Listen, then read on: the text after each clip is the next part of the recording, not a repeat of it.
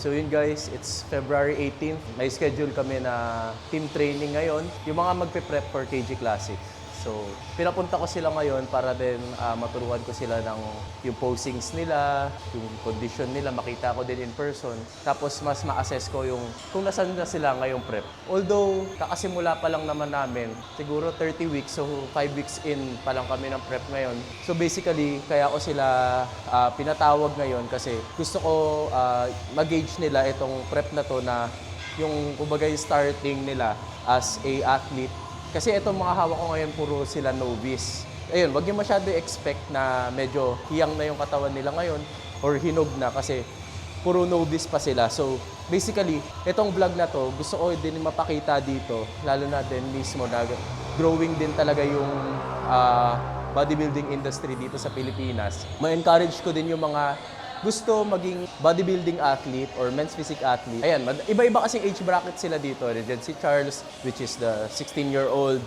Diyan si Red, 19 years old. Tapos may mga novice ako, si Ja, si Joseph, tsaka si Rome. Iba-iba sila. So, lahat sila novice pero magkakaiba silang age group. So, sana may mga yung mga tagapanood ko or mga novice na aasam na maging men's physique athlete or bodybuilding athlete, ma-inspire kayo sa kanila. Although hindi ko ba sila masyado muna papakita ngayon yung physique nila kasi yun nga, hindi pa masyado hinog. Pero as much as possible, itong vlog na to, iikot siya kung paano ko i-introduce sa kanila yung prep. Kasi ako mismo, medyo veterano na ako dito sa prep. At saka alam naman natin, ang prep is a mind game. So, basically, it's more than a mind game than a physical game. So basically, gusto ko din sa kanila mapahiwatig na ganun ang prep. Ganun yung dapat nila i-expect. Kumbaga, hindi siya palakasan ng katawan, hindi siya palakasan magbuhat, or palakihan ng katawan. Basically na kung sino ang pagsasurvive dun sa 25 weeks mentally. Kasi kailangan dito sa prep na to, mentally strong ka talaga. And kapag wala ang mental stability or mental strength talaga, talagang susuko at susuko ka talaga sa prep. Pero eto, kaya nga ako sila pinatawag ngayon kasi gusto ko sa kanila mapakita at masabi yung mga insights ko, kung ano gusto nila, kung ano i-expect nila at kung ano yung kailangan nila pagtuntunan ng attention and kung paano nila i-approach yung prep on a daily life basis. Like kung paano nila mababalance yung work-life balance, student-life balance, along with prepping for a bodybuilding show. Kasi syempre, as a coach, hindi lang tayo dun sa program eh. Kuyari, ako, si Josh, client ko yan.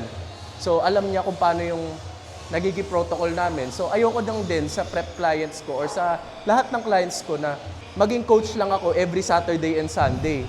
Na chat nila ako for the check-in, tapos sisendan ko sila kung ano i-adjust. Ayoko nun. Gusto ko medyo din meron relationship. Kasi at kahit papaano, kasi as a coach, gusto mo din maging yung maging present sa kanila all throughout. Kasi syempre tao din yung mga yan.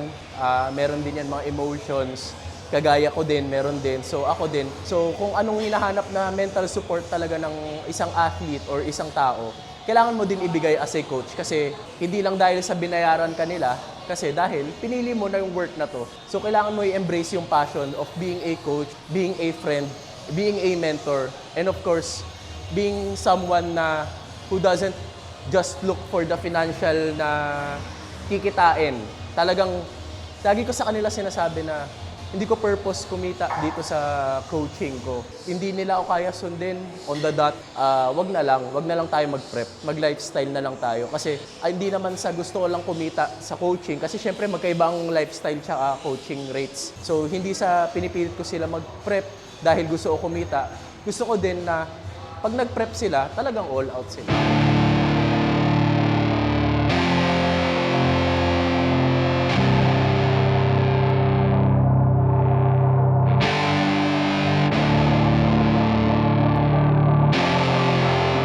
Ito guys sa mga hindi alam, sa mga hindi pa nagko-compete dyan, ang prep, i-drain niya ang wallet mo. Hindi siya nagbibigay ng pera sa'yo. Wala kang mapapalalunan na pera sa bodybuilding show. Unless sa bodybuilding show ka na nagbibigay talaga ng pera. Pero dito sa Pilipinas, madalang lang ang mga prize money dito sa bodybuilding. So basically, ang totoong panalo mo dito is the accountability, the responsibility na magigain mo throughout your prep. It will change you of who you are. Na magagamit mo din yung mga lessons na yon sa matututunan mo sa prep sa totoong buhay.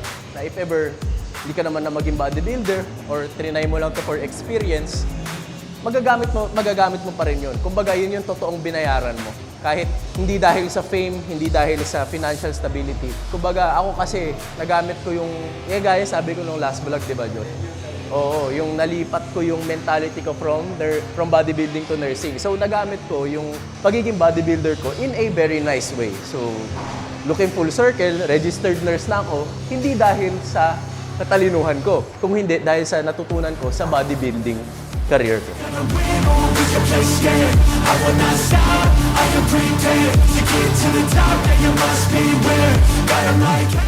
So yun yung warm-up sets natin. Warm-up pa lang to. So basically, ang ginagawa kong warm-up is 10 reps lang para lang mapunta yung blood flow dun sa focusan natin na muscle group, which is the chest. So siguro mag-ano ako, tatlong incline, upper chest focus, tapos dalawang flat and lower chest focus sa isang dips. So para lang din at least medyo yung chest natin maganda yung pump niya. Kasi gusto ko warm up sets talaga ako para at least pag nag-start na talaga ako ng working sets, yung hindi na ako yung para for example, nag first set na ako, tapos hindi pa siya gaano warm up. Tapos dun lang lilipat yung blood flow dun sa targeted muscle. Medyo masasayang yung first set. Hindi naman siya masasayang in a way na walang progress, pero hindi mo naman ma-maximize yung training and yung pump ng katawan.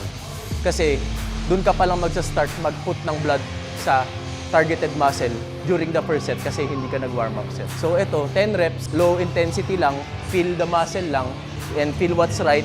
And kung medyo may tightness pa din sa rotator cuffs or hindi pa rin naka-proper stretch, edi balik stretching ulit. So dito, more on papakiramdaman mo yung katawan mo kung kaya mo ba sumagad for the training today. So ngayon, feel ko naman kaya ko sumagad kasi kompleto naman natulog ko. So game.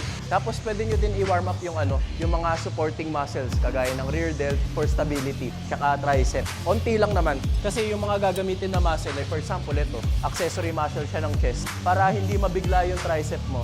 Painitin mo din, pati yung rear delts. Kasi during the pressing movements, ang nagsa-stabilize ng pressing is yung rear delts and yung scapula nyo. So, ayun, kanina, na-warm up ko na yung scapula by using the stick. Tapos ito naman, medyo pinapainit ko lang naman konti. Hindi ko naman pinapapump. Ayaw din naman natin lumipat yung activity ng pressing movement sa tricep. Para lang iwas din injury. Kasi lalo na, medyo mag-heavy tayo ngayon. So, kailangan ready lahat ng accessory muscle. Para at least walang ma-strain, ma-prevent yung injury. Kasi as an athlete, yun yung kailangan mo iwasan, yung magkaroon ng injury talaga. Kasi yun yung titigil sa'yo eh. Lalo na bata pa ako, as much as possible, longevity yung habol ko. From the basement, I'll take my life into my own hands, my own plan. Yeah, I got a backbone, designing my own program. I'll mentor the next wave of the bravest, so don't be late, I'm about to make changes. One shot, life ain't fair. Are you gonna win or will you play scared? I will not stop, I am prepared to get to the top, yeah, you must be there. Got 'em like, hey. Siguro kaya ganda din mag-react ng katawan ko ngayon kasi tapos na yung school. So wala na akong iniisip na homework, research, duty. Parang less stressed na ako ngayon. Kaya din sabi ko sa last vlog ko, mas mahirap yung estudyante kaysa sa nagtatrabaho. At least yung trabaho, although ang nurse, responsible ka pa rin naman dapat. In and out the hospital, responsible ka pa rin naman dapat. Pero still, kapag estudyante ka kasi, may ang dami mong responsibility eh. Like yung homework, may class schedule ka. Unlike sa pagiging staff nurse or employed, at least yun, kumikita ka na. Di ba? May motivation ka na tutunguin. At the end of the month, okay, meron akong kikitain ganito. So, masarap sa feeling. Tsaka pagkakaalam ko, ang schedule ata namin sa veterans is 3 to 4 times a week. So, pero 12 hours yun kasi public yun. 12 to 12 hours and above, as much as I know. So, at least yun, di ba? May mga pahinga na araw, hindi man regular yung days mo. Pero at least, di ba? Wala ka nang iisipin, pauwi mo. Pauwi mo, pahinga, then trabaho ulit, pahinga, trabaho ulit. Then, di mo mamalayan.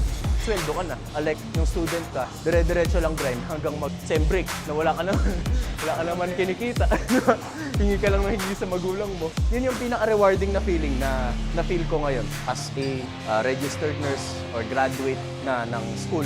Masarap sa feeling yung ganun. At least, etong kasi yung trabaho ko, natutulong na din ako sa magulang ko kasi gusto ko na din makatulong in a way na in return dahil sa, syempre sila yung nagpaaral sa akin. Sila yung nagsustento sa mga kailangan ko ko nung prep ko, wala din naman ako trabaho kasi no, being a student na parang nakasalalay ka sa magulang mo for about 19 years. 19 years ako pinag-aral. So ngayon, graduate na ako. So in return, kailangan na din natin as mga anak, yung mga graduate dyan, o mga nagtatrabaho dyan, may need kayo supportahan yung magulang nyo. Tumulong din kayo kasi siyempre, return nyo yun sa goodness. At least, magiging motivated ka kasi nakikita mo na nakakatulong ka sa bahay na hindi lang pang personal yung ginagastos mo. So, masarap sa feeling yun kahit hindi masyado mataba yung wallet nyo. Pero mas nakabusog sa puso yung nakakatulong ko sa magulang mo. Grabe, life lesson yun. Iba yun. Kala mo naman sa may sweldo na, hindi pa, kakasimula pa lang. Yun lang naman, nafe-feel ko kasi ngayon since kumikita din ako sa online coaching, sa gym, sa mga brand deal, ayun. So, nagbibigay din ako, nalilibre din ako ng mga dinner. So, na-experience ko kung gaano kasarap sa feeling na nakikita mo yung parents mo na nag-e-enjoy sila sa libre mo, na angiti sila dahil nilibre mo sila sa mga vacation, sa trip, or kahit mga dinner lang na simple. Yung mga ganun na kaliit na bagay, guys, sobrang laking impact yun sa parent. Di pa ako parent pero alam ko yun na masaya sila. Kasi iba kasi yung ngiti ni mami pag nakikita o na nililibre ko sila. So masarap sa feeling. Di ka man nakikakaipon pero nakaka-fulfill siya sa loob-loobin na as a son. Hindi naman inoobliga. Ayun guys hindi naman kailangan kayo obligahin pa. Initiative lang, di ba? Kumbaga wala ka din naman sa kung nasan ka ngayon kung hindi dahil sa kanila. Kundi dahil sa presence nila at saka sa lessons na binigay nila. Ayun, it's a way of loving your parent, not financially, but having an initiative to do effort without them asking for you to do so. Yan, paspa tayo kay Coach. Yan, Coach. Si Coach Leo yan. So if ever na gusto yung magpa-coach dito sa KSY Fairview, yan, chat nyo lang si Coach Leo. Tsaka single to.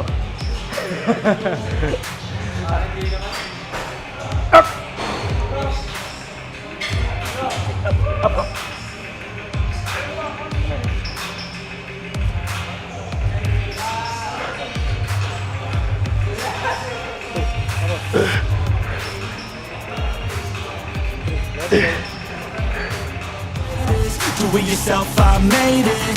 DIY from the basement. I'll take my life into my own hands, my own plan. Yeah, I got a backbone, designing my own. Di pa siya gaano yung full na bulk protocol since ka-physical exam ko lang nung sa veterans last 2 weeks. Bawal pa ako medyo magpasok ng performance enhancing drugs. Kagaya na sabi ko kanina, nati talaga.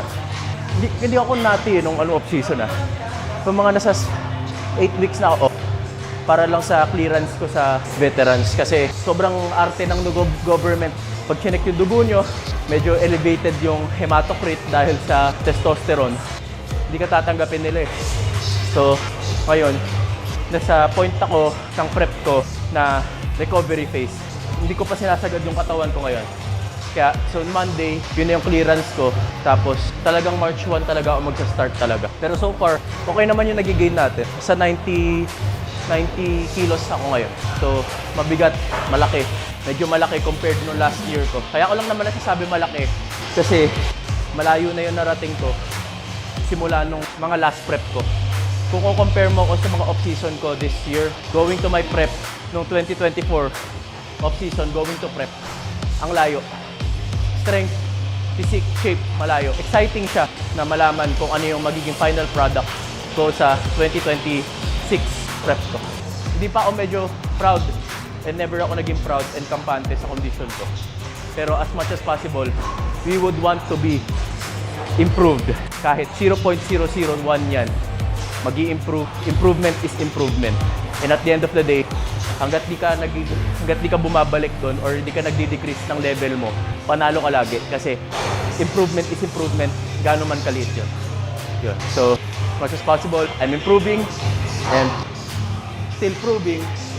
Kaya masaya ako sa kung nasan yung katawan ko ngayon. Less pressure, more momentum, and more focus. Kasi, again, wala na akong school. So, mas maabag din ako sa 2026 prep ko. And of course, shoutout sa mga sponsors ko dyan. For my prep 2026, KSYN Fitness Gym Fairview Branch, and Rebuild RX, and of course, sa Savage. Yan, sa girlfriend ko, Justin Naomi Hanolo. Yan, so kami yung business partner sa Savage. So, hindi possible si Savage kundi dahil sa kanya. Yun. Game. So, papakita namin yung mga clients ko. Pumunta dyan ni Josh. Mamaya na ako kasi nakahubad-hubad na ako. So, focus muna ako sa training ko. Sila muna. Yun. Make millions, see I'm not selfish, no villain, but still I'm making a killing. I'm here for greatness. You can't lock me into cages. Deserve to be on stages. I will be the greatest. Do it yourself, I made it. DIY from the basement. I'll take my life into my own hands, my own plan. Yeah, I gotta. Yung mga posing-posing na ganun, nakakatulong yun.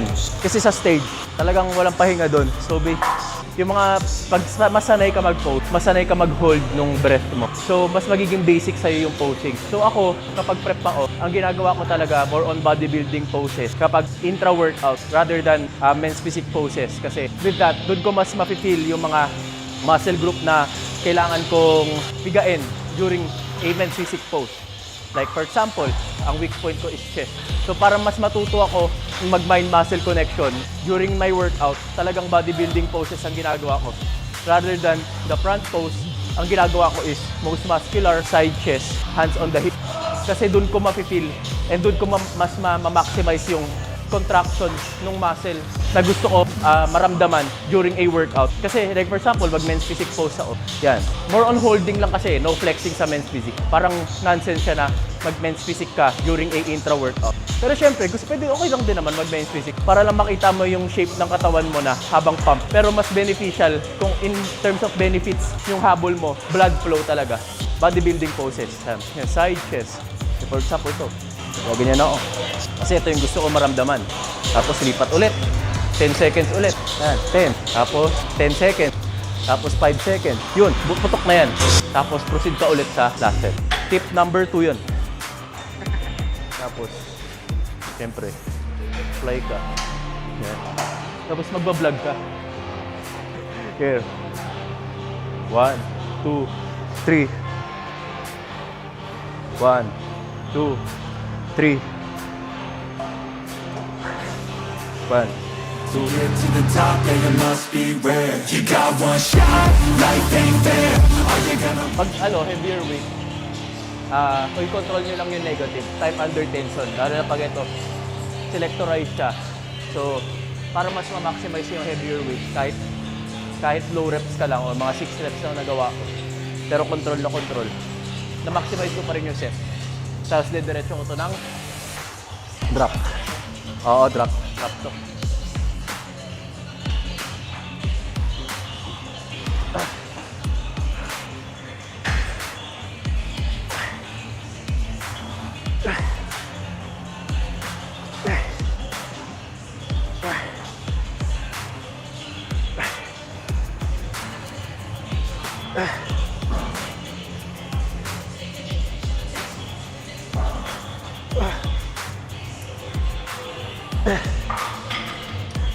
Yan.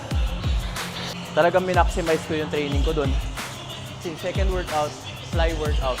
From push to fly. Ang technique ko ngayon, lalo na pag feeling great ako, hindi ko pinagsusunod-sunod yung flies. Hindi ko din pinagsusunod-sunod ang push. Para at least, yung pushing movement ko, yung mga accessory muscle like tricep and anterior delts, makapagpahinga. So, hindi ako, like for example, sumagad ako doon ng 55 kilos sa incline. Since napagod ako, pupunta muna ako dun sa pressing movement kasi ang lahat naman yan natatamaan. So basically, hindi mo din may hit ang upper chest and lower chest individually. So basically, ang chest is pa ganon, ganyan siya na fiber. Lahat ng movement na ganyan, napa-concave. Concave movement hindi siya up and down. So ang movement ng chest is pa ganito. Pa ganon, payakap. Hindi siya yung pa-push. Kasi ang push is tricep. So bali concave dapat siya. Sa ibang lifters mo lang siyang hindi concave pero concave siya kasi may kakaiba tayo ng anatomical structure. So basically, hindi pwede mag-work ang form ko sa perfect form sa akin, sa perfect form ng ibang tao. Kasi magkakaiba ang bone structure natin. Magkakaiba din ang techniques. And of course, factor din ang mga nakasanayan. So the more na nakasanayan mo, mahirap baguhin. Pero kung unti-unti mo babaguhin, na hindi drastically na babaguhin mo totally ang form mo, makuha mo din yan. Kasi ako looking back sa mga vlogs ko, pag pinapanood ko din siya, yung mga iba kong vlog, may mga mali din akong form. So, throughout my bodybuilding career, sa mga nagturo sa akin ng mga tamang form, and sa mga nakakilala ko na mga mas advanced sa akin, mas na-enhance ko yung knowledge ko sa training and sa posing and sa bodybuilding in general dahil sa mga mas advanced sa akin. So, kayo guys, if ever may mga kunyari, may mga mas malaki sa inyo sa gym or may magagaling sa inyo sa gym, mas maganda yon, mas appreciate nyo yun. Sa pinag-gyman ko dito sa KSY and Fairview, meron dito IFBB Pro, which is si Kuya Mago Tamayo. Minsan, nagbubuhat siya dito. So, basically, parang mas napupush ako mag-training. Kaya si Kuya Ming, yan, mas malalaki sa akin. Si Master Ken, mas malalaki sa akin. So, the more na nakikita ko sila dito sa gym, the more na nai-inspire ako, the more na gusto ko pa mag-push sa goals ko to become a better bodybuilder. Dahil sa gusto ko lang mag-improve sa sarili ko. Tapos eto pa, isang tip din. In terms of improving na titignan nyo, kaya lahat tayo may idol, di ba? Tayo Josh, may idol tayo. Ako, meron din akong idol. Lahat tayo, meron tayong nilulook forward, kaya tayo napasok sa mga karangalan na kung nasan tayo ngayon. Mapala nursing man yan, mapala bodybuilding man yan, or basketball, or ibang sport, lahat tayo may idol. Pero, hindi natin sila ilulook as a goal. Dapat, we should always look at ourselves as a limitless person. Kasi at the end of the day, hindi natin alam kung ano yung limit natin as a athlete or as a achiever. Like for example, ako, nilulook forward ko si Josh. Gusto ko maging isang videographer, sabi ko. Pero si Josh ang gusto ko talunin. Pangit yun. Kasi di ba, hindi mo maalam yung destiny mo as a person na kung di mo pala akalain sa kaka-target mo kay Josh, mas kaya mo padaigan si Josh. Di ba? Hindi, no offense Josh gets mo naman yung sinasabi ko. Example lang naman yun. Pero yun nga yung sinasabi ko guys, na always just focus on yourself, always have a goal for yourself, and wag kayo tumarget ng isang tao as a goal. Okay lang yun, okay lang tumarget na sa tao as a goal, gawin as a motivation, pero hindi siya gawin as a endpoint ng career mo. Na ay okay, pag na-reach ko na yung hierarchy ni Josh as a videographer, okay na ako doon. Hindi ganun yun eh. Improving, not proving. Yun. So lagi ko nababasa yun, improving, not proving. So basically, you're doing this for yourself and you should not ever target anyone as a final goal or final goal attained. Diba? Kasi hindi mo alam yung limit mo sa sarili mo. Hindi mo alam kung hanggang saan ka makakarating. Sa kaka-focus mo sa isang tao, di mo pala alam na yun na pala yung nakakapag-hinder ng potential mo. Always just focus on yourself rather than focusing on other people.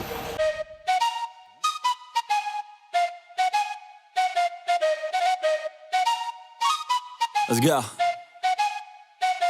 Hello guys, Martin Lawrence Pereira here, your reigning KG Classic champion and Savage Manila brand ambassador. No? So, syempre gusto ko lang mag-thank you kay Kuya Stanley and sa team niya sa pag-invite sa amin dito sa team training nila. Yan, and syempre thank you so much din sa KS1 Fitness Gym, and syempre shoutout sa MPG family, sa Elite Apex Gym, sa team ko na Young Bloods, and sa Savage Manila. And then sa Vaso Athletics, yan guys. Pwede nyo i-check yung social media accounts ko na yung TikTok ko, yan. Yung Facebook, yung YouTube channel. Support nyo ako this year sa mga upcoming shows ko and sa mga athlete ni Kuya Stanley and sa mga teammate ko pa, yan. So shoutout sa inyo kila Irvin Kim, JB Umali, yan, kila Ralph. So good luck sa inyo guys sa mga naka-prep this year. So kita-kits tayo sa KG Classic. Adrenaline, my drug. I'm sick of feeling stuck. I got this, yeah, I got this. Will not quit to the top, I promise. 'Cause I've had enough.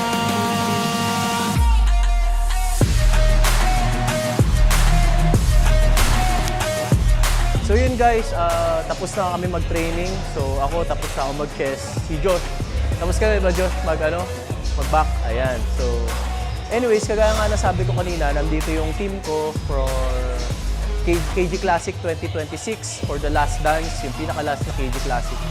So, ayun, again, disclosure ko lang na lahat itong mga to is a novice athlete and teens athlete. So, yung iba dito is nakapag-compete na. Meron din ako isang hawak na current champion sa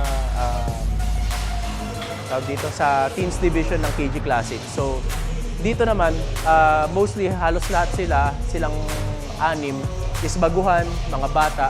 So, talagang kailangan ko sa kanila ilaan as a na nagko-compete na season na nagko-compete na bodybuilder na kung ano yung i-expect nila dito sa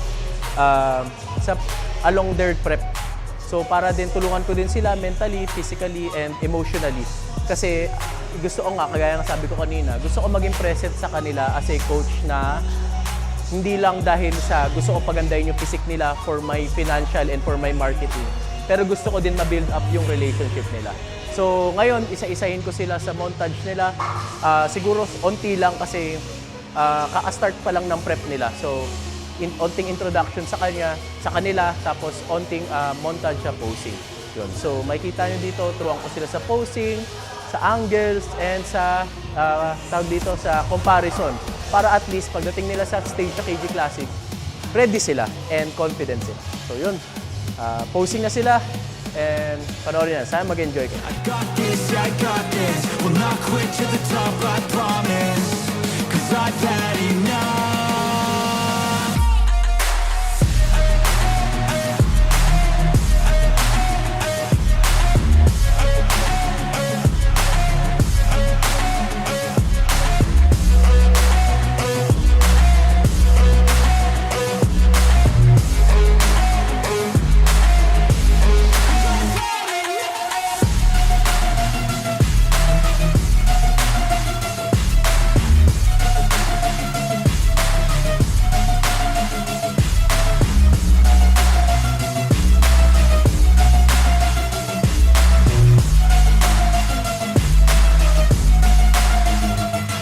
Better watch out, I'm on the climb to the crown. In my prime right now, hear me loud, I've been spitting for a while now. All by myself, independent DIY now. Don't need no help, I've been beating out labels and money and budgets, it's funny. I do all the work, yeah, keep it 100. I fight for my dreams, I would die for these things. I believe in myself, I refuse to be weak, I like to build things.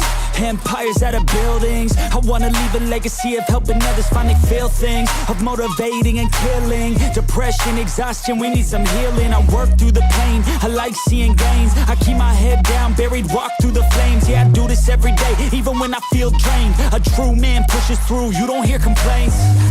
No, I don't wanna stay the same, yeah. Nagpa-pump na sila.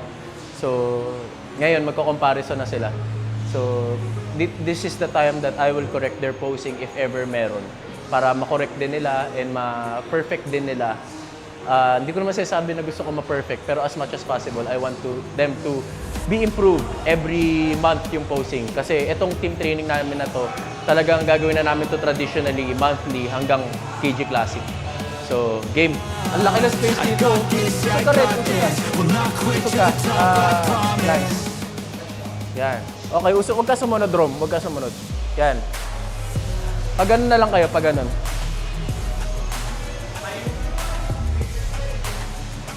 Yan. Walang titingin sa salamin, ha?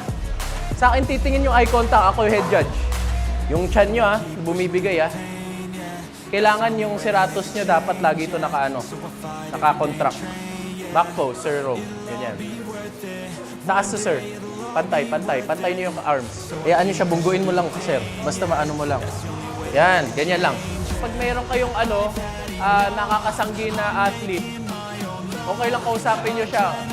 Sabihin niyo, usog ganyan, ganyanin niyo lang ng kamay. Pero huwag niyo gaganunin, ha, kasi nakaka-offend yun sa athlete, ha. Kailangan presentable kayo lagi, Sir Rob. Yan. Yan. Abs, sir. Yan, ganyan lang.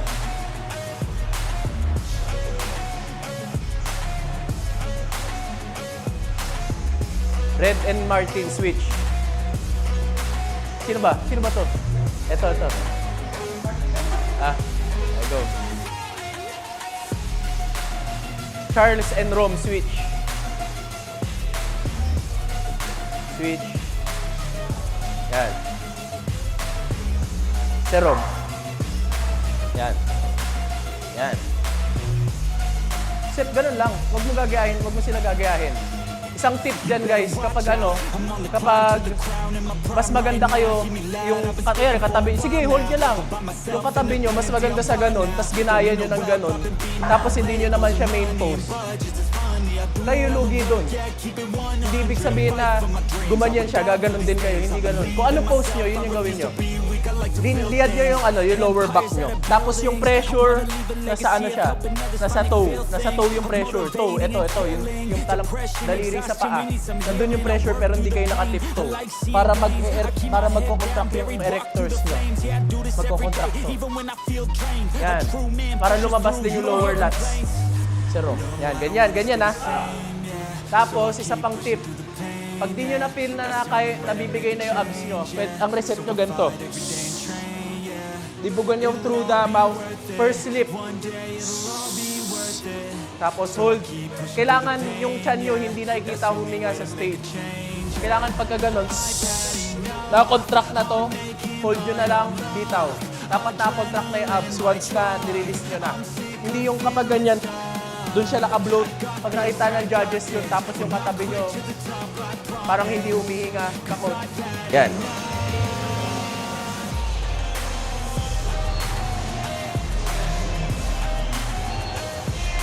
Ganyan sa stage, matagal.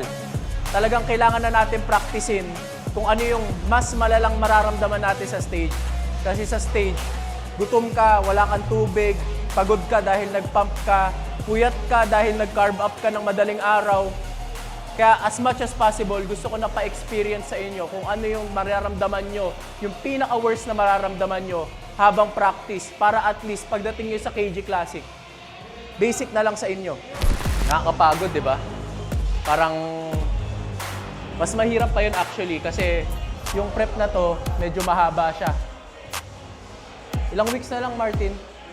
24. Ayan, si Martin kasi guys, current KG Classic champion siya. So, medyo veterano na yan eh. So, siya yung mahahawakan ko na veteran. So, as a coach, pressure din sa akin kasi syempre ayoko mawala sa kanya yung title sa KG eh, di ba? Di ba? Ayun. So, ayan, si Martin yan. So, pressure sa akin as a coach, kaya kailangan dinidiinan ko talaga. Actually, hindi ako lalaro ng KG Classic para din makapag-focus ako sa mga clients ko. Kasi syempre, pag lumaro din ako, parang tawag dito, sila yung compromise. Kasi syempre, yung utak ko din, mababaliw din ako, baka hindi ko sila ma-focusan. So, as much as possible, nangako naman ako sa kanila na ibibigay ko yung best ko sa kanila na yung price na binayad nila sa akin, magiging worth it at the end of the day. So, anyways, gusto ko sa inyo ipahiwatig na yung prep na to is magiging mahaba. Ayun. So, sa mga KSY and Fairview dito na lagi ko nakakasabay, lagi ko sa kanila sinasabi na yung medal is parang is a bonus thing lang dito sa prep. Kumbaga, yung mapagdadaanan nyo as a athlete, as a person, as Joseph, as Red, as Charles, as Rome, as Ja, as Martin, yung dalawang Martin, yan, talagang i-build up kayo as a person. Kasi kahit ayan, si Martin, si Lance, ay si Lawrence, kahit nakailang prep na siya, ang prep is iba-iba. Iba-iba ang lesson na napapahiwatig niya sa buhay niyo.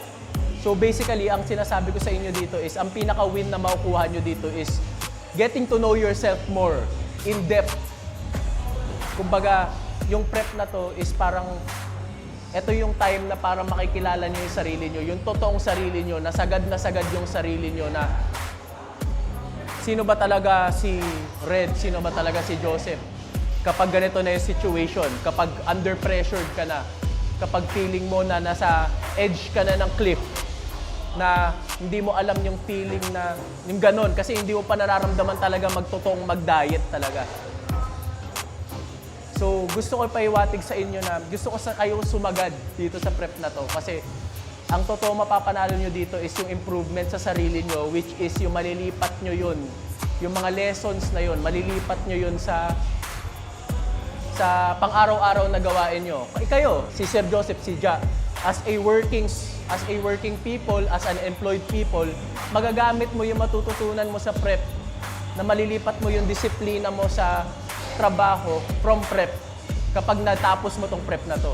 Ayan, si Sir Red, si Charles, si Sir Rome, si dalawang Martin, yan, mga student yan guys. So, talagang bilib ako sa kanila kasi napagsasabay nila ang school, ang pagiging anak, ang responsibility ng pagiging anak by the means of being pressured sa school nila, sa academics. So, ayun, malilipat nyo din yun, yung discipline na magigain nyo sa prep, sa pag-aaral nyo. At any aspect of this life, at any aspect of this prep, puro wins ang makukuha mo dito. Kasi win or lose sa stage, wala ka man mauwi na medal, wala ka man place na makuha, pero nakuha mo yung best version ng self mo, na beat mo yung sarili mo, na di mo akalain ganito mararating mo nung 2025. Tapos ngayon 2026, ganito ka na tao dahil natalo mo yung sarili mo from the past few years. Panalo na kayo. Kaya lagi ko sa inyo sinasabi sa chat, di ba? May GC kasi kami guys. So lagi ko sa inyo sinasabi sa chat na kahit 0.001% ang improvement nyo sa sarili nyo, panalo kayo. Kasi improvement is improvement. And by the time na nag-improve ka, that's when you win your life. And pangalawa naman, gusto ko sabihin na itong prep na to is more of a mental than a physical game. Tandaan nyo yun, ha? More of mental than a physical game. Sasagarin kayo nitong prep na to. Bibigyan kayo nito ng breaking point sa buhay nyo na feel nyo hindi nyo nakakayanin talaga. Hindi ko kayo tinatakot, ha? Kasi ganun yung nararamdaman ko lalo na pag mga 4 weeks out, pagpasok na yan, pag mababa na yung pagkain, ang taas na ng cardio, parang feeling ko ayoko na bumangon sa kama ko eh. Parang gano'n na yun. Alam mo yun, Martin, di ba? Yung parang sa sobrang sagad mo, tangay na, ayoko na simulan yung araw ko kasi gutom na gutom ako. Kapag gumalaw ako, mas magugutom pa ako. Pero wala eh. Kailangan mo to gawin, pinasok mo to. And at the end of the day, you need to do what you need to do, di ba? It's not because na nagbayad ka sa coach mo ng ganong amount na pera. It's because ginusto mo maging isang known as a men's physique athlete. And behind that of you being a men's physique athlete, it will help you throughout your life. Kasi kagaya na to, more of mga bata pa lang kayo eh. 20 pa lang tayo lahat eh. So basically, madami pa tayong pagdadaanan sa buhay. So gusto ko, itong first prep nyo na hawak ko kayo, o first prep nyo na sasagad kayo, gusto ko madami kayong matutunan. Not just physically, not just sa training, not just sa nutrition, but mentally. Kaya sinasabi ko sa kanila kanina sa vlog, na sabi ko sa kanila na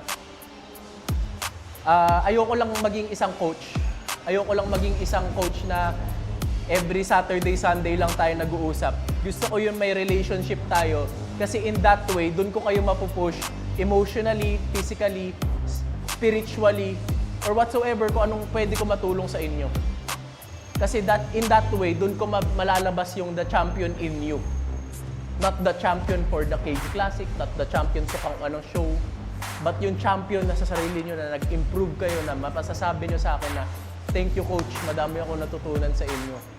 Gusto ko yun yung hinahanap ko sa inyo na pagtapos itong prep, thank you coach, parang ganyan. Na thank you din dahil nakilala ko kayo. Kasi ako din as a coach, may matututunan din ako sa buhay nila. And at the same time, sila din may matututunan sa akin. Ganun lang tayo. Kagaya lang ang sinasabi ko sa inyo, hindi nyo lang dala ang pangalan nyo dito sa show na to, sa prep na to. Dala nyo din ang pangalan ko, and at the same time, dala ko din ang pangalan nyo. So, kumbaga, it's a relationship talaga. Team man tayo, pero may single-single tayong problema sa buhay. Pero that we won't let it affect us as a team, as a bodybuilder na nagpe-prep for this prestigious show. Okay? Yan. So, lagi ko sila kasi pinipressure sa ano. Tandaan nyo, pressure makes diamonds. Kung wala ang pressure, wala ang push sa sarili. Mapangit maging kampante. Ayan, gusto ko yan si Martin kasi yung mindset niya kahit current champion siya, gutom siya, para siyang wolf climbing the hill pa rin. Talagang walang kampante ako nakita sa kanya, kaya din kinuha ko siyang athlete ng Savage kasi Savage mentality talaga yung meron siya. Kagaya ng sabi ko, gumawa ko ng athletes kasi gusto ko i-embody nila yung motto na Savage mentality. Yan. So gusto ko din as Team Stanley, hindi man tayo Team Savage, gusto ko din ganun din yung malipat ko sa inyo, malipat ni Martin sa inyo. Kaya ako din siya pinasok dito sa team natin para at least matulungan niya ako na ma-push kayo lahat to be a better person and to bring the champion inside. So yun. Yun lang naman yung gusto ko sabihin sa inyo. And thank you so much dahil umattend kayo nitong team training natin. And thank you din dahil naging part kayo ng life ko.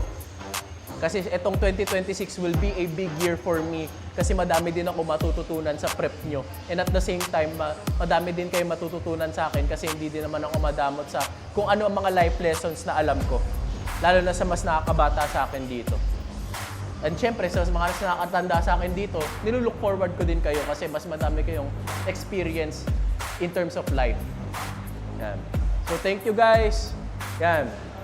So, thank you so much and I look forward for this next 24 weeks natin Bakbak tayo and tandaan nyo, ang pinaka nananalo dito sa prep is yung pinakamalakas yung mentality. Mentality, kung gaano mo kamahal tong prep na to, kung gaano mo gusto i-push tong prep na to, and kung gaano kalakas yung why mo kung bakit mo to ginagawa. Okay? Thank you so much guys and hope to see you next month. Again, monthly ang training namin and by the time na papalapit ang show kasi monthly 4 weeks yun, 'di ba? 4 weeks every month. So next month 20 weeks out. Tapos 16 weeks, tapos 12 weeks, 8 weeks, 4 weeks, show day. August 8, KG Classic. Yan. Thank you so much Yun. Sa mga di pa tapos mag-training dyan, training na kayo. Thank you, thank you.